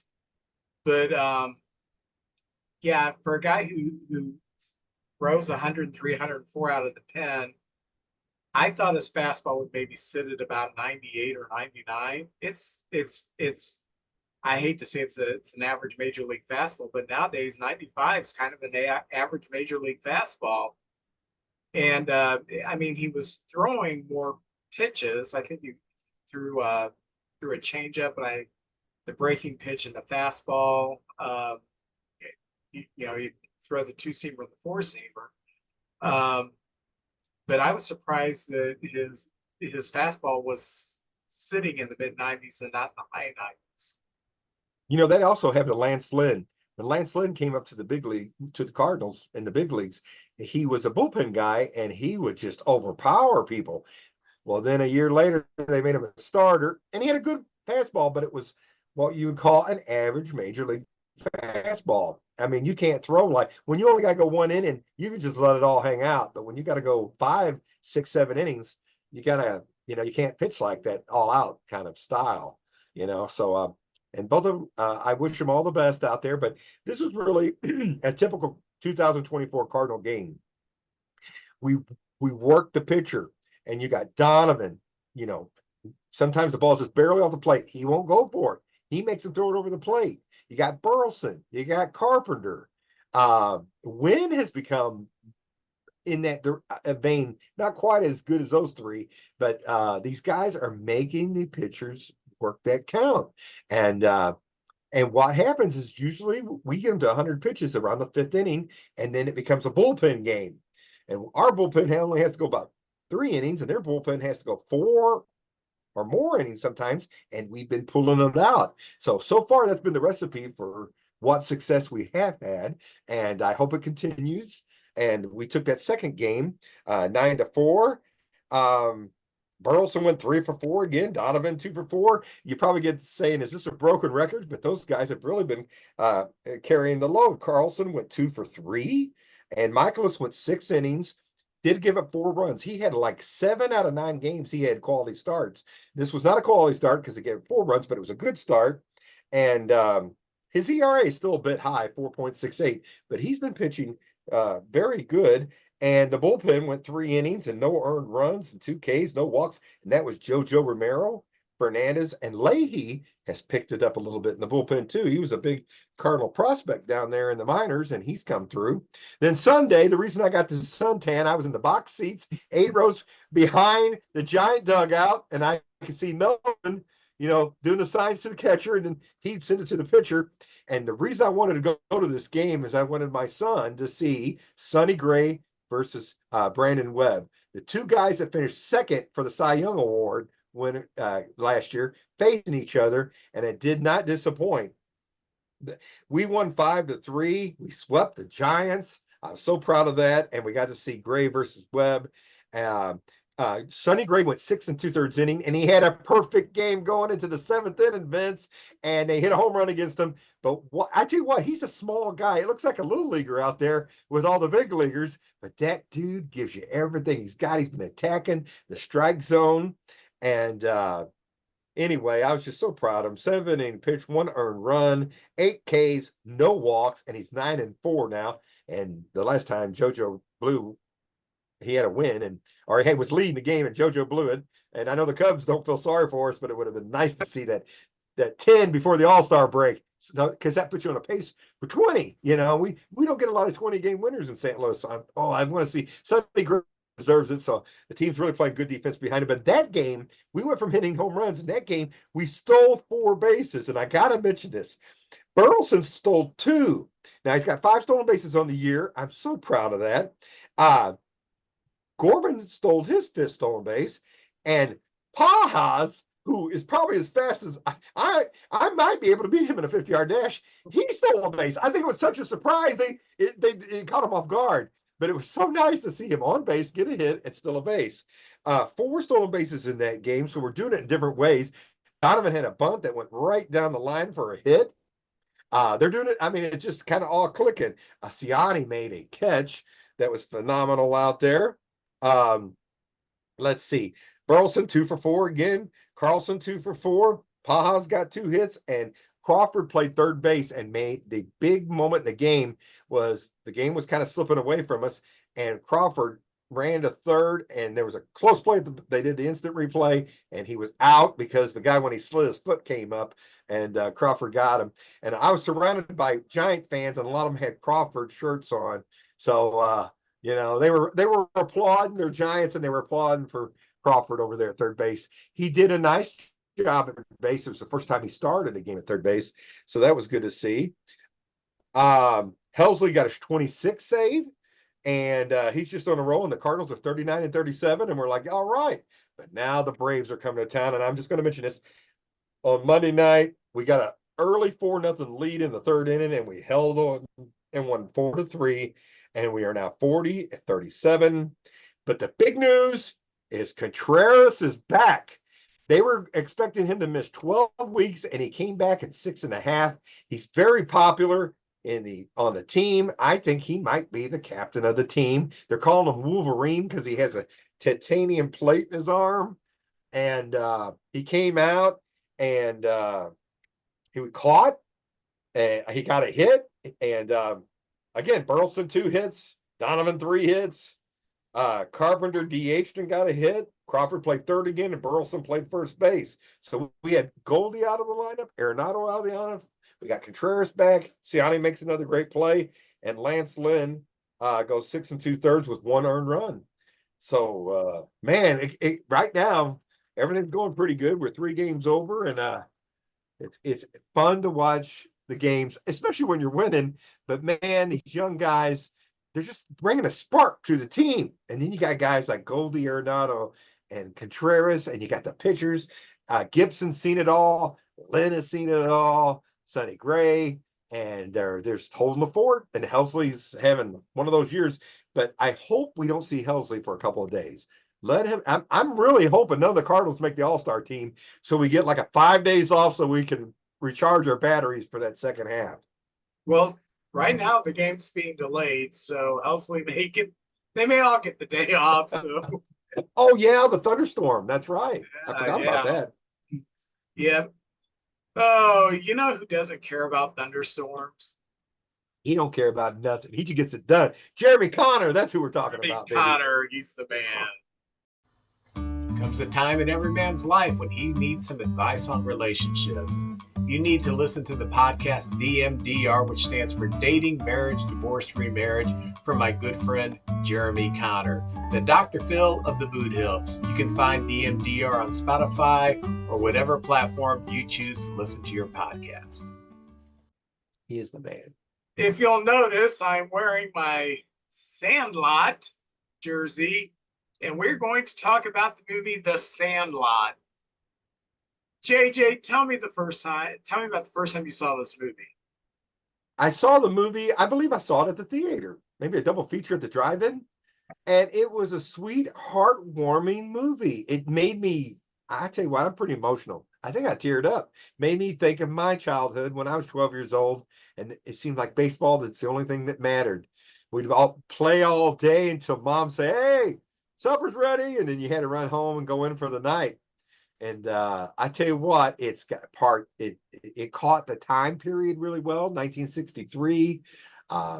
It talked. You could tell it was. I'm not. I think they were out California, perhaps. Were they in California? It seems like that's where it was. And it was just a group of friends that baseball has brought them together. And I love looking like on the shelves, and you see Roman meal bread. The one player had the Kansas City Monarch hat he wore throughout the game. I saw the movie, and to be honest with you, Vince, I absolutely loved it. I never owned it, but when it was on TV, I'd watch it a few times, and stuff like that. And I'm so glad you brought this up because I hadn't seen the movie probably for about 5 years, and there was pieces of it I forgot, but every little section of the movie is heartwarming and funny, and it's just a good time. But that was the first time I ever watched it. I absolutely loved it. I love to watch movies, and at that time in the early '90s, my oldest was little, and we watched a lot of movies. And about that time, a movie called Angels in the Outfield, a remake, came out with Tony Danza and what's his name, the kid from Third Rock from the Sun, who's now a big movie star. G. Gordon Levitt or something like that. Yeah. I hit for some reason this movie slipped under my radar. I think I knew it existed, but I didn't remember ever thinking I should watch that or anything. I did not watch this movie until 2007. Oh. And I watched it by accident because I was at a girlfriend's house and there was nothing to do. And I turned on this movie, and she said, "Have you ever seen this?" I said, "Nah, but it's a baseball movie. I'll watch it." And I was like, "My gosh, how have I never seen this movie?" And like you said, I still tear up at the end of it. I mean, I watched it yesterday, and I knew I would be tearing up at the end, and I did. And the reason that I tear up is the same reasons you were talking about. It brings me back to my childhood. Me and my friends, we would get together and we would play baseball at Blair School. If we had enough to make two teams and to play a game, we would. If we didn't, we'd play Indian ball. If you don't know what Indian ball is, you have the bat, you throw the bat up, you hit the ball, trying to hit it over the fence, and then the other guy's trying to catch the ball in the outfield. Or we would play wiffle ball or something. So I I didn't have the misfortune that Smalls had.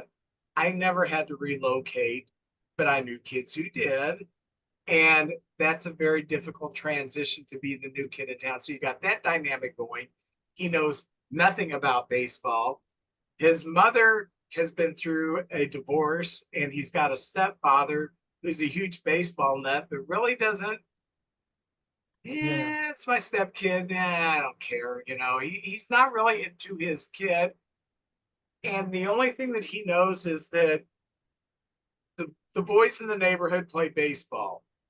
And he goes to watch them with a crappy glove.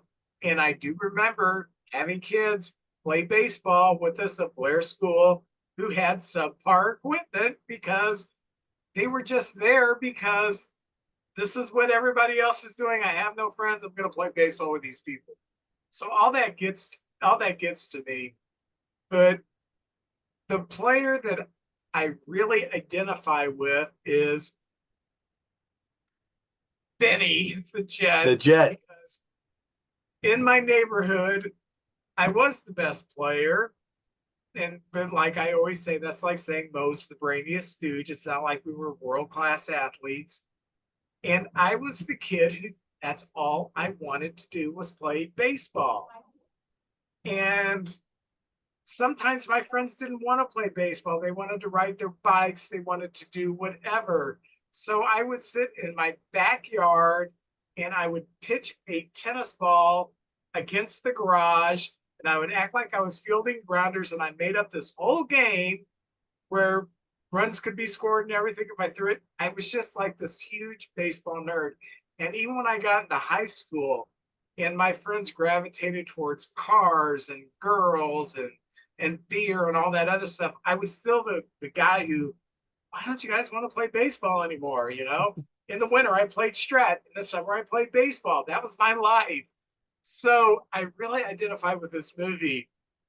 And another thing that I identify with was he said the only thing that could drag Benny away from baseball was maybe going to the pool. He would like, okay, I'll go to the pool. And that was the one thing I would do. If my friend said, let's go to the pool, we would all go to Wood River Pool. And you know what we did? At our age, the age of 12, 11, 12, 13, we would check out the lifeguards. Just like just like Squints did. And he had this huge crush on Winnie Peppercorn, and he had been planning for years. He couldn't swim. I'm going to jump in. I'm going to fake drown. She's going to dive in. She's going to give me mouth to mouth, and that's how I'm going to kiss her. Today, that's known as sexual assault. Back then, it was entertainment. Okay, so that the whole movie just speaks to me. Now, towards the end, when they're trying to get the ball back, it kind of bogs down a little bit. It's a little bit of overkill. They do about 5 different schemes to get the ball back, but then the movie redeems itself when they meet James Earl Jones, who says, "Oh, George signed this." I mean, he's blind. George signed this, and then he says, "Okay, I'll give you this ball autographed by the 27 Yankees." And they said, "No, we can't take that." He said, "Okay, I'll tell you what. You come here once a week and talk baseball with me, and we'll call it an even trade." And that's when I just lose it. Oh yeah. Well, Vince, the part I lose it on is at the end as well, but it's when they had this ongoing game and, life happens and one by one, the players, the families move or life happens and they go somewhere else and their friend, the little circle of friends, and then one day they're not playing ball anymore and it's kind of over.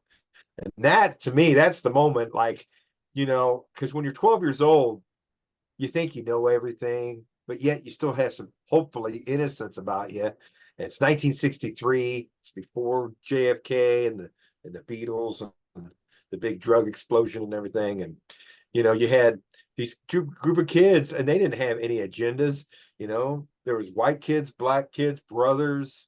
You had tall kids, short kids, fat kids, but they just loved to play baseball. And once the star of the movie finally caught the ball, then he was okay. All right, he can play. And then they accepted him. And in my neighborhood, everybody had a nickname.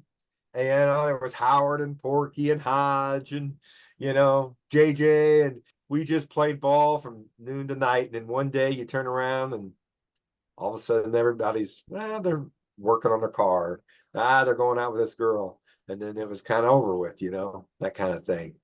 But man, I love that movie. And you're right. The scene with the dog, I was looking at it through kids' eyes. The dog was bigger, it was meaner, it was like a fish story, and Squints is telling that story, and it kind of reminded me of Christmas Story, where he finally got the BB gun and the bad guys were coming over the fence, and it was kind of black and white, and he kept saying forever, forever, that whole scene. And I would see how a kid would tell that story right there. That was a nice change right there. There was a couple little fantasy scenes. Spoiler alert with Babe Ruth, who is sort of like legendary status. They talk everything about Babe Ruth, the great Bambino, all of his nicknames. And the kids ride their bikes down there. They play until the ball disappears. Then they save their money, get another ball. Well, we played by the lagoon. If somebody knocked the ball in the lagoon, well, we got to find another ball. We'll have to so we can play again. We we had the field by Blair School, and about 250 feet away was the actual school on the other side of the fence. And it was a big 2-story building. And one summer, I said, I'm going to hit a ball on top of Blair School. And my friend Scott said, that Scott, who's passed away years ago, Scott said, it can't be done. And we were playing a game, and just a Sandlot game. And one of my friends, Mark, who's also passed away, this is kind of sad, he was left-handed. And I thought, I can pull this and I can hit it on top of the school. And I actually said, I think I'm going to hit it on top of the school. And Mark said, no, you're not. And the next pitch, the ball went on top of the school. And you called her shot. It was almost like, I can't believe it. But like you said, at the end, when, it kind of talks about how everything broke up. I was living in Kansas City, and I was going to seminary in Kansas City, and in the summer I worked for a school district painting, and it was good money, and I was young, and one day we were painting one of the schools, painting on the outside, and this was late 80s or so, and this group of kids riding bikes just went to the school and started playing the Sandlot game of baseball. And that's the first time it hit me. Those days are over for me now. I mean, they're just over. And those days are kind of over indefinitely because I never see a Sandlot game of baseball anymore, because baseball players are playing 325 games every summer now. Organized baseball. There's no time for Sandlot. So that the magic of what they did, and the movie conveyed it so good, is almost a bygone era. And I like the scene where the organized team with the uniforms came on their bikes, and they challenged him to a baseball. Smalls challenges, not Smalls, him challenges to a baseball game, and that they slaughter them. Then they celebrate by going to the carnival and deciding, well, we're going to celebrate like big leaguers and chew tobacco, and they all vomit everywhere. Oh, that was classic. That was classic. It was like a bonding moment. Hey, let's all have tobacco. Oh, you don't know how to chew tobacco? None of them did, but they acted like big shots. Then, of course, they're riding some ride that's going around and around. You can see it happening before it happened. That was a classic moment. That movie came out in 1993, and it took $7 million to make that movie. I guess that's 1990 prices right there. But the movie made worldwide 34 million bucks. So it was a success in my book. It wasn't a blockbuster, but for a little movie, it did very well. And that movie is still played all over to this day. I know MLB channel. That's one of the movies they play, especially in the wintertime. Vince, I'm so happy you picked this movie because Saturday night it was being played because it was a late game on the MLB channel. I said, "Oh my gosh, the Sandlot. Faith, I'm supposed to watch this movie this week. Can we watch it?" That's my wife. And she said, "Of course." We watched that movie and we laughed all the way through it. And she's a mediocre baseball fan, but she actually loved the movie. And I forgot some parts of it, to be honest with you. It was such a good time. So thank you for picking that Uh, movie, Vince. and this is us. This one of the lines that they said in the movie.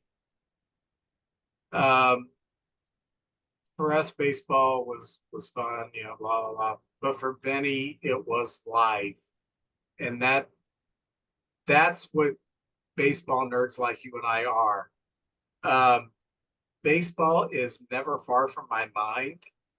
And I mean, you know, I probably got a touch of autism or Asperger's or something. I could really focus in, but baseball has just always been right there on in my mind, no matter what is going on in my life, baseball's there.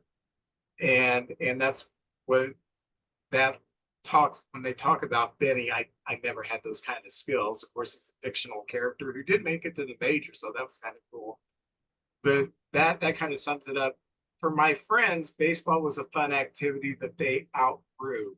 Now a lot of them are baseball fans, you know, as they're They kind older. of come But back. for me, I never outgrew it. I never shook it.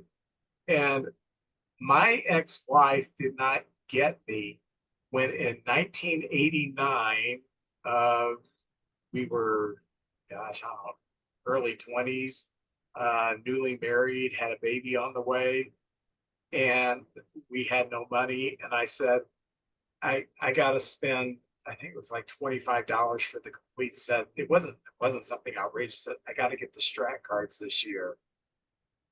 And she said, why? That is so stupid.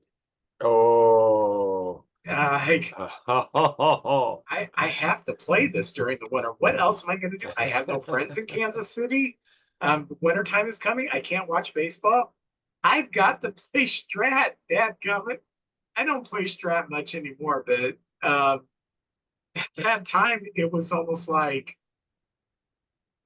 you've got to be kidding me to ask to even question this. So, Vince, I know how you're talking. When I was a kid, I'm ashamed. I'm going to admit this. Down in Arkansas, my grandma and grandpa would go to work, and there would be times I'd be watching a game and I would practice my interviews. Like, when I hit the big home run, I'd say, yes, I don't know, it was a 2-2 pitch. I was like, I just practiced my interviews because I thought at 12, I got a shot. So everybody's got a shot. Nah, I wasn't good enough. I always thought about being an announcer or something like that, but it's always been in my mind. When I went in the Navy, I picked cities that I could go to that had a baseball team. I went to boot camp in Great Lakes so I could go down and see the White Sox and the Cubs play, and see Kaminsky and Wrigley. I was in Seattle because, hey, they got a ball team. The ocean's right there. I can see, and I didn't know at the time King Griffey Jr.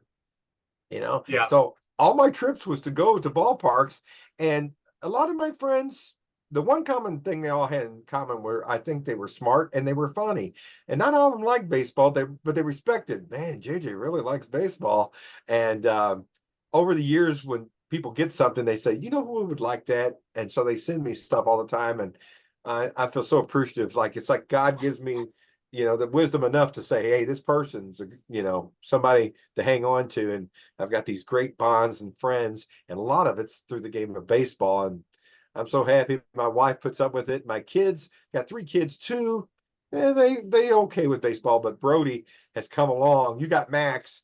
Well, all your kids, I think, like baseball, but I got Brody, and now we're going to go to Milwaukee together, take trips together, and it was his idea to go to the game Sunday. And man, I'm just so tickled to have him anyway. But because he likes baseball, it's great. And just this podcast, Vince, meeting you, I mean, we bonded over the Cubs and the Cardinals, and have talked about that. So many people I met on this podcast have reached out, and it's just great talking baseball and meeting people like us. Cut from the same cloth. yeah. Just one more thing. I just want to say, we're kind of going off on a tangent here.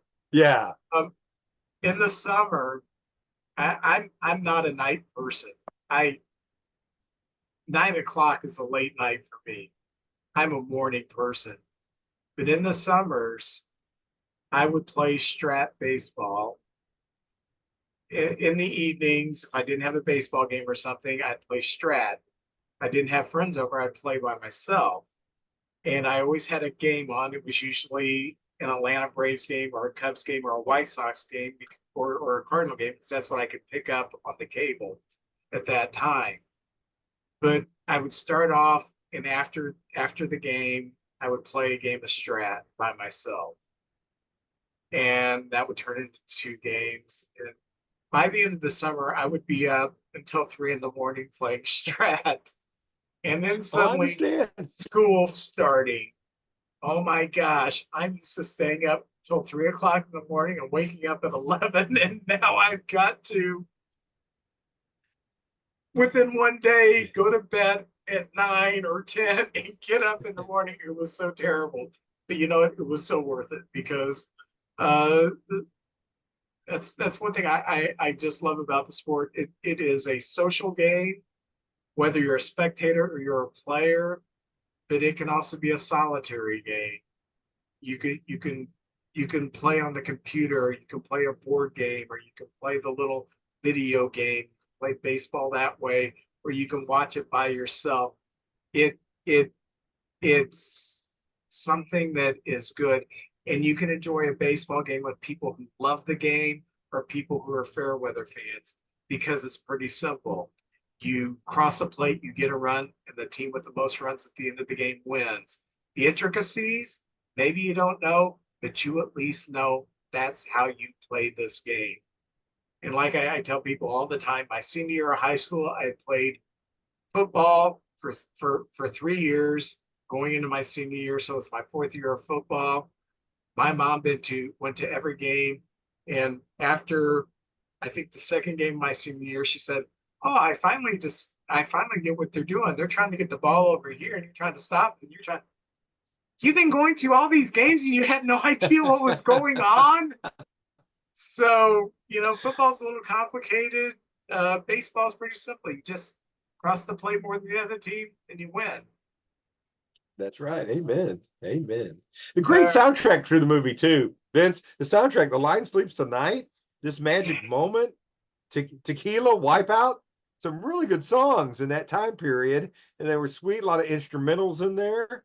Uh, and that was good. And a lot of quotes. If you see the movie, there's so many. "You're killing me, Smalls." I mean, we could go on and on with the quotes. And the great movies have great quotes, and that was a good. I tell you what, I know it's not a masterpiece. It's not a Academy Award movie, but if you got a rainy day and there's nothing going on, you put it on, you won't be disappointed. Well, Yeah. JJ, what are you opening up? Well, can I mention the fantasy league real quick? I, Oh, I won't. I I won't go. totally Yeah, I skipped know we over get, that. and that's all right. Let me find out where my notes are on the fantasy league. I'm just going to briefly go over it. American League for the second week in a row, Seattle Mariners. And that's Andrew Gieselman. The Red Sox have moved up to second place. That's Ray Hartman. They're only a game back. And then the Royals, who was in first place for 2 months, have slipped back to 1.5 games. And then you got the Tigers, the Angels, and the White Sox. Over in the American League, you got the Cardinals for the second week in a row, and that's Kevin Lee. But 1 game back, it's the Padres. And that is Robbie Spear. And the National League's just everybody's crammed in there together. The Nationals, Tom Maget, 2.5 back. The Pirates, Dennis Rose, 3.5 back. The Cubs, which is Larry Wilde, 4 games back. And then you got the Rockies in last place. So right now, we're about 3 months into the season, and it's going to be right now, it'd be the Cardinals and Seattle Mariners. So, Hank, stay tuned. We play until the end of August, and then it's the World Series. So that's it for Fantasy League. Okay, and before we open baseball cards, I know this is going long, but there's good reason for that. We're not going to be doing a show next week. I've got That's just so right. much stuff piled up next week with the holiday and everything. I've got all these projects in the house I'm way behind on.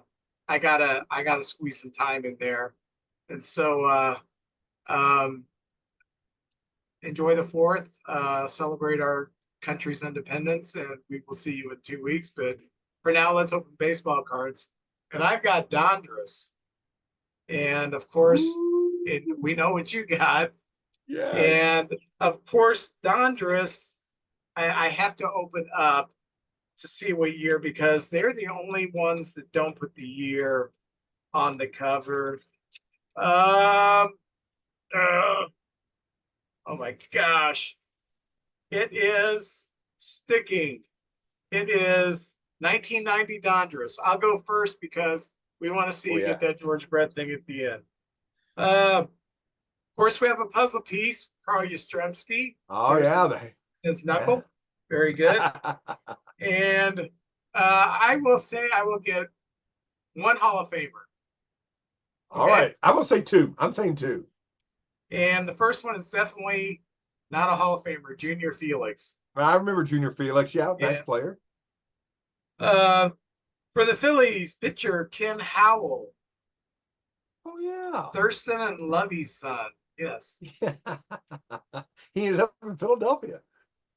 Third baseman for the Dodgers, Lenny Harris. Oh, yeah. Super utility man. Infielder for the Twins, Al Newman. Well, yeah. Boy, we're just not having a great one right now. Oh, you're going to get a big one. There's going to be a big one. Catcher for the Expos, Mike Fitzgerald. I remember him. I do too. Diamond Kings, Ed Whitson. Good pitcher. Oh, yeah. Yeah. I remember in his veteran days. Uh-oh. Former Cardinal pitcher whose daughter has made quite a splash in the St. Louis sports scene as I think she's like a host or something of a few shows. Ken Daly. Oh, okay. Yeah. Lefty. Wow.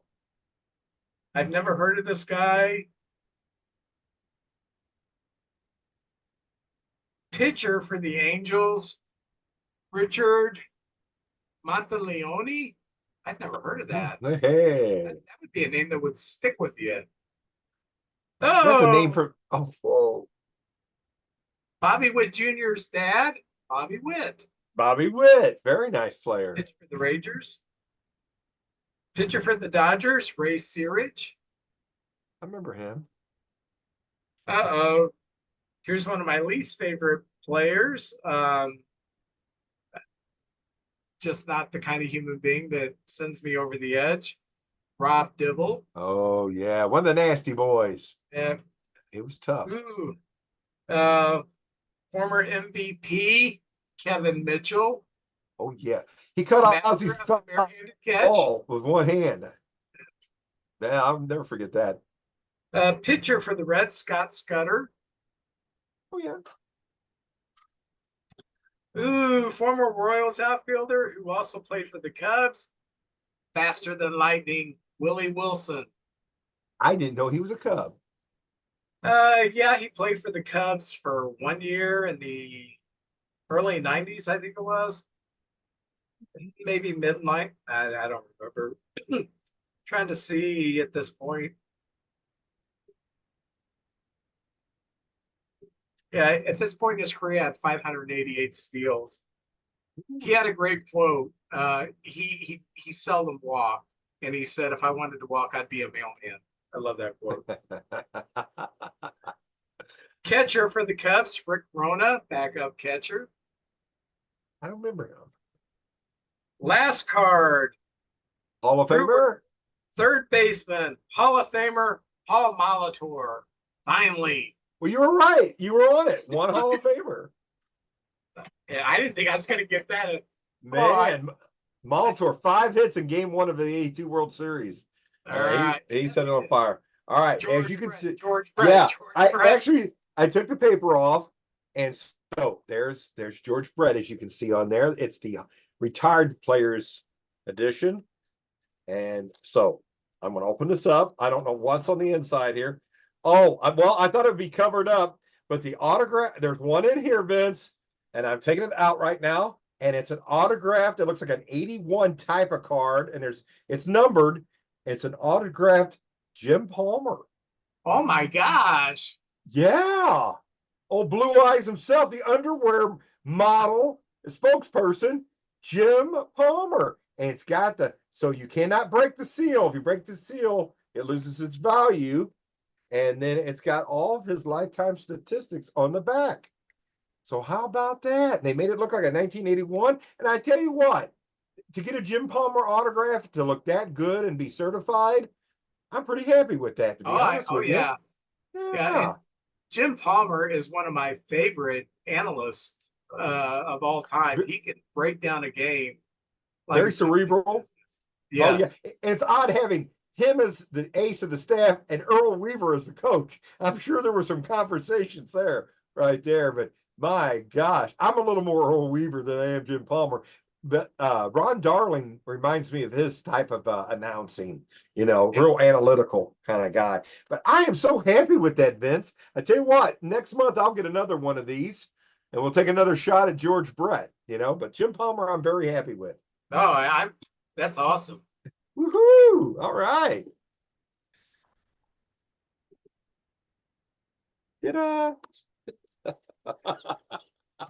I'm a sicko. Baseball's it for me, man. And I had Richard Monteleone without an autograph. Oh man. All right. Well, JJ, you enjoy the 4th. You too, sir. I certainly will. 2 weeks. We will see everybody in 2 weeks. All right. Take care, guys.